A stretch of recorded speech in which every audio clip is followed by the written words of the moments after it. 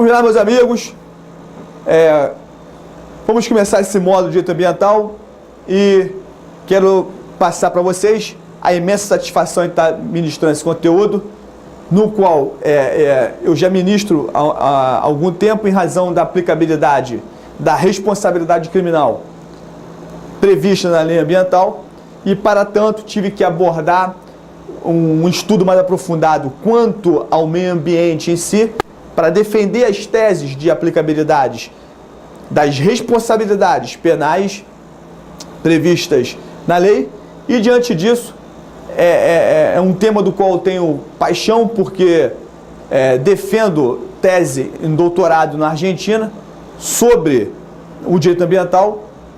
Sou professor da pós-graduação da Estácio de Sá em direito ambiental, e aí, daí, né, a gente vai construir uma abordagem bem cirúrgica para a sua prova da OAB. A finalidade aqui não é fazer o módulo de direito ambiental, mas é uma abordagem cirúrgica para a sua prova, para que você acerte suas questões que poderão ser cobradas. Diante disso, vamos abordar agora os princípios constitucionais do direito ambiental, uma vez que esses princípios trazem para a gente um norte, um entendimento do Instituto, e logo após abordaremos seus aspectos processuais e penais, bem como os crimes. Não vamos falar sobre todos os crimes, tendo em vista que não tem tempo, não é hábil, também não é um módulo de direito ambiental. Também não é uma aula para você, vamos fazer um conteúdo extenso. Não é, nós vamos ter aqui mais ou menos 10 horas de direito ambiental. É mais um roteiro para você fazer a sua prova. É lógico que você vai aprender muita coisa porque se entende, não se decora. Então, vamos lá, meus amigos e minhas amigas. Para aprendermos direito ambiental, teremos que tecer comentários quanto aos princípios constitucionais do meio ambiente. E antes de trabalharmos esses princípios, temos que estudar o Instituto do Meio Ambiente. O que é o meio ambiente? Meio ambiente. Ambiente, na verdade, é o local onde você se encontra. Meio ambiente é tudo aquilo que está ao nosso redor, no nosso meio de vida. Ou seja, nós nos deparamos com o nosso relacionamento ambiental entre os seres humanos, com os seres animais, com as florestas, com as matas, com as águas e os rios. Isso é o que nos circunda, ou seja, é o que nos envolve. Então, o meio ambiente, além de tudo, deve ser protegido e respeitado, uma vez que se trata de um patrimônio da humanidade. Em razão disso, existe grande pensamento no sentido em trazer a responsabilidade ambiental, criminal, para uma esfera de crimes contra a humanidade. Por que crimes contra a humanidade? Porque você já tem ali a hipótese do terrorismo, da tortura, do tráfico ilícito de entorpecentes. Por que não a exploração sexual infantil, por exemplo? Por que não uma exploração da prostituição inerente a um todo contra a mulher, não, mas contra a criança e adolescente, como eu já falei? Por que não um tratamento quanto ao meio ambiente? Então, por exemplo, o meio ambiente é um bem jurídico patrimonial que diz respeito à humanidade. Em razão disso, nós vemos por aí afora acordos quanto ao meio ambiente, do qual suas inocorrências resultariam em convenções de tribunais arbitrais. Grande aspecto, porque o tribunal arbitral, na verdade, é uma justiça privada, do qual suas sanções não são pesadas, tudo mais, por ser privada, você não discute a responsabilidade criminal, mas tão somente uma responsabilidade civil. E aí, ainda mais, pela natureza privada, você pode tecer comentários no que diz respeito à tendência de de protegermos um lado em prol do outro, porque a justiça arbitral, ela é particular. Então é mais fácil de ser corrompida ou envolvida em acordos unilaterais e não bilaterais, como deveriam ser. Leonardo, o tribunal arbitral é falho? Eu não vou ficar tecendo comentários sobre isso, nem quero, não é o nosso meio é ambiental, não é tribunal arbitral. É só para trazer um comentário. Trazendo esse conceito para um crime contra a humanidade, está na hora das convenções e tratados de direitos humanos internacionais, bem como as convenções e tratados de direitos internacionais, chamarem para si a responsabilidade para com o tratamento do direito ambiental. Por quê? O direito ambiental tem que ser responsabilizado e tem que ser protegido. Uma vez que, se olharmos para o Mercosul, você não vai ver responsabilidade criminal ambiental nos principais países da América. Exemplo, a Argentina não possui responsabilidade criminal, mas você tem ali uma responsabilidade na Colômbia, na Venezuela, no Peru, na Bolívia, mas ainda muito carente da própria responsabilidade criminal em si. Você tem acordos internacionais que começaram em 1972 com o Tratado de Estocolmo. Muito após, né, a ECO 92, realizada no Rio de Janeiro. E, consequentemente, você teve agora a nossa querida Rio+20. A pergunta é, o que foi decidido na Rio+20? Nada. O que se decidiu na ECO 92? O que se decidiu na Convenção de Estocolmo? A Rio+92 trouxe ali a necessidade dos países nela presentes de criarem uma responsabilidade ambiental prevista em lei. E essa foi a maior pérola trazida dessa reunião, ou seja, a necessidade da responsabilidade ambiental prevista em lei. Os países deveriam regulamentar códigos, leis, trazendo essa responsabilidade ambiental. Diante disso, não vou abordar tantos esses aspectos históricos, uma vez que o instituto do nosso curso não é fazer isso, mas poderia estar falando para vocês aqui sobre quais países da América Latina possuem responsabilidade penal ou responsabilidade civil, quais só possuem responsabilidade civil, quais países da União Europeia possuem responsabilidade penal e responsabilidade civil, quais países asiáticos possuem essa responsabilidade. É importante entendermos esse conceito. Não vou explanar esse conceito inteiro, até o que eu quero de vocês é o conceito do entendimento e não essa estrutura física como um todo. Poderia estar fazendo isso se fosse um outro nível de curso. Mas, em razão disso, nasceu a responsabilidade civil e a responsabilidade criminal no direito ambiental, no Brasil, através da Lei 9.605. Pois bem, diante disso, surgimos com alguns princípios. E o primeiro princípio é o princípio do desenvolvimento sustentável. O princípio do desenvolvimento sustentável menciona que o meio ambiente deve ser preservado, que o desenvolvimento do país deva ser sustentável, ou seja, que você deva minimamente agredir o nosso meio ambiente, ainda que desenvolvendo na sua esfera industrial você esteja. Então, o desenvolvimento sustentável prevê que o país deve ser desenvolvido, porém não possa agredir o nosso ecossistema. Para, na verdade, desenvolver, não precisa de poluir, não precisa de de desmatar, enfim, de uma série de conceitos. Esse princípio, ele é um pouco, como é que se diz? Radical. É a não agressão ao meio ambiente. Não agressão no sentido de extrema proteção. Porém, surgiu em 1992 a grande crítica ao princípio do desenvolvimento sustentável. Qual é a crítica?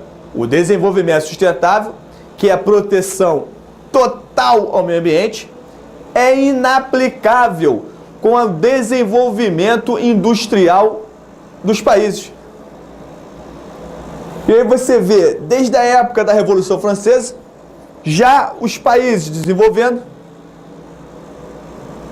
e aquela crítica absurda, por exemplo, com os Estados Unidos e a Rússia, defendendo que eu não vou me submeter a princípio de desenvolvimento sustentável, uma vez que isso vai frear a economia estatal, ou seja, não só estatal como privada.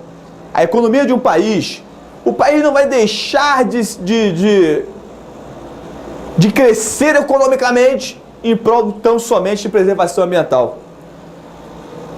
Porém, o desenvolvimento sustentável é radical no intuito de não admitir atrito quanto ao meio ambiente. Você deve se desenvolver ou ser desenvolvido de forma sustentável, do qual diminuem muito os seus riscos ou que inclusive consiga extinguir os riscos ambientais.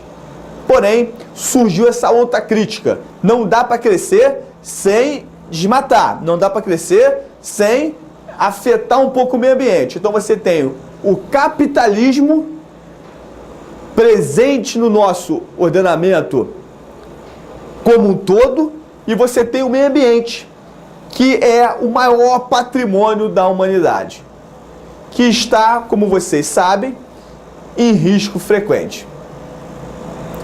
Daí, você tem o princípio com essa crítica. E o que ser aplicado? A Eco 92 foi o momento pelo qual se discutiu a essência desse princípio. E a Rio+20 não se discutiu nada. Foram feitas muitas propostas, porém nenhuma delas foram acatada no sentido de sua aplicabilidade. Diante disso, você tem um outro princípio que se chama o princípio do poluidor pagador. E eu vou dar a interpretação que o STF deu ao princípio do poluidor pagador. O princípio do poluidor pagador, ele prevê, na verdade, um contexto diferente do que é o próprio português, do que é a própria literalidade do poluidor pagador. Dizem os empresários o seguinte: eu poluo, então pago.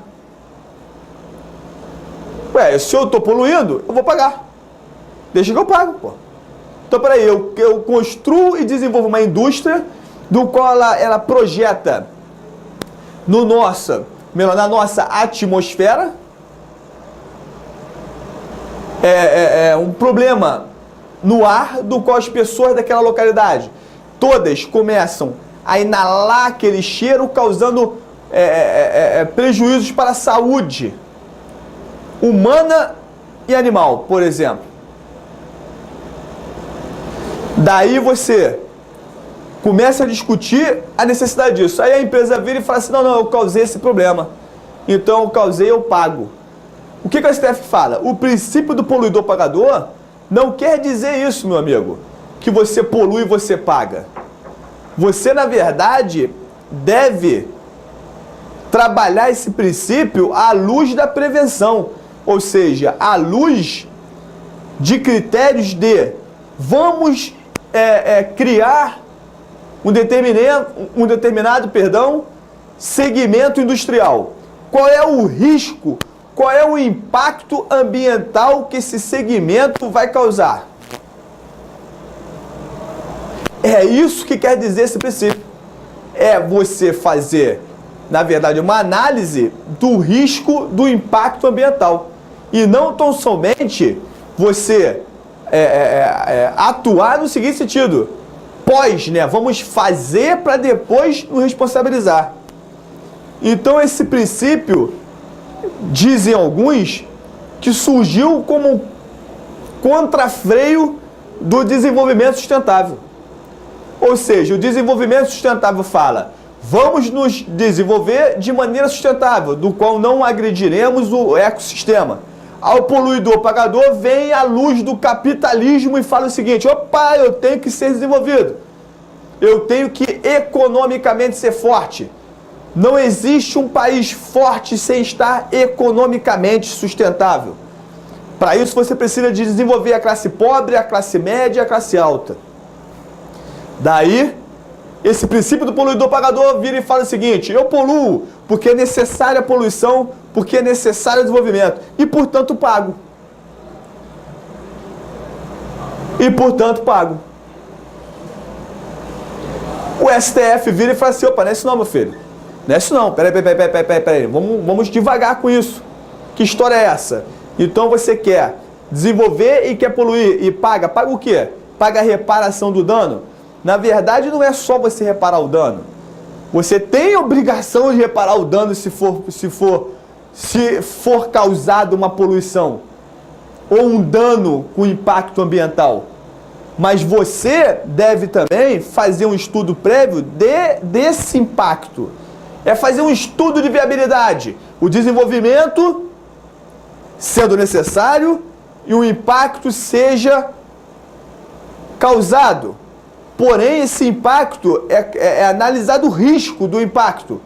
Ou seja, vamos pagar a reparação do dano, mas não contribuiu no nosso ecossistema de maneira contundente, no qual, se você polui e repara o dano, mas o que isso representa? Representa a extinção daquele ambiente local. Você reparou o dano, você tirou a poluição. Ué, mas e o meio ambiente? Foi todo destruído, todo deteriorado? Não pode. Não pode. E aí há a necessidade de você trazer um outro princípio, chamado de princípio da prevenção.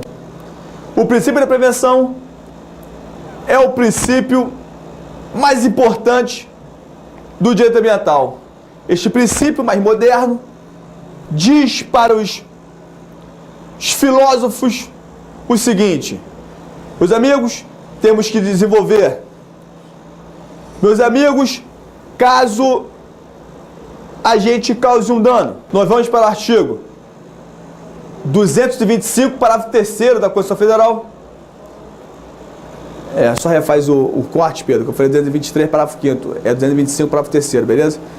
Meus amigos, nós vamos aqui para o artigo 225, parágrafo 3º da Constituição Federal, no qual traz para você a devida responsabilidade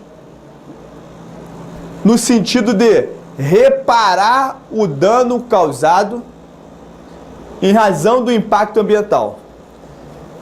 Pois bem, o princípio da prevenção estabelece que você pode desenvolver, não é que pode poluir, é porque às vezes isso acontece, porém deve haver um estudo pré-determinado de maneira contundente para que você analise o risco. Só que o poluidor pagador fala: eu analiso o risco e faço.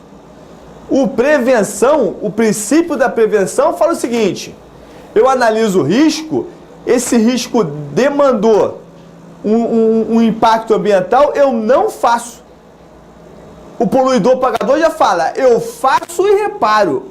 O princípio da prevenção fala: opa, esse desenvolvimento causará um dano ambiental tamanho que será incoerente crescer para reparar tamanha destruição, do qual não poderá ser reconstituída.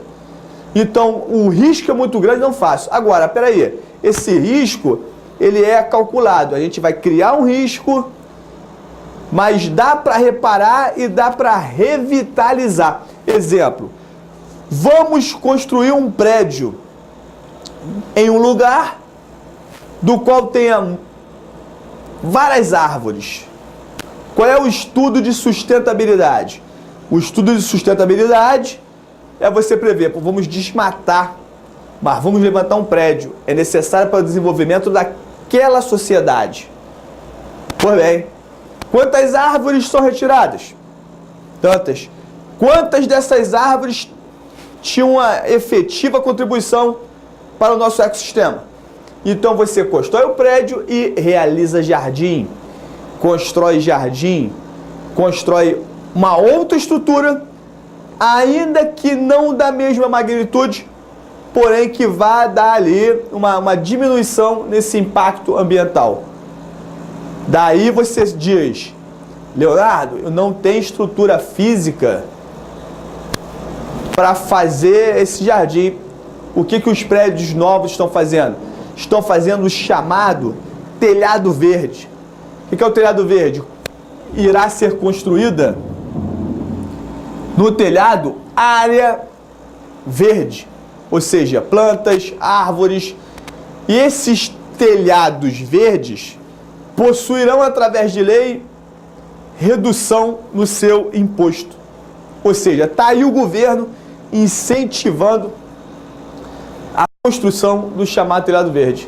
Ou seja, para diminuir o impacto ambiental causado.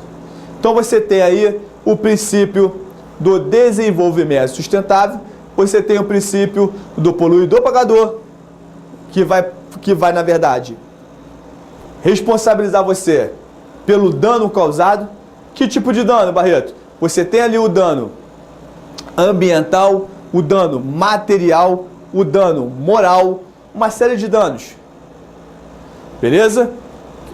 Prevista essa responsabilidade no artigo 225, parágrafo 3º da Constituição Federal. Depois você vai trabalhar o princípio da prevenção, que é um contrafreio desses dois princípios extremos. O princípio do desenvolvimento sustentável, o princípio do poluidor pagador, e vem a prevenção e bota um peso na balança. Vamos lá, vamos equilibrar. Vamos equilibrar. Não se desenvolve totalmente de forma sustentável, do qual o desenvolvimento fica coibido. Também não se desenvolve de maneira desenfreada, destruindo o nosso ecossistema sem a devida responsabilidade ambiental. Então vamos aplicar a prevenção do estudo. Depois de explanado esses conceitos, nós traremos mais abordagens constitucionais específicas quanto ao direito ambiental. Um abraço.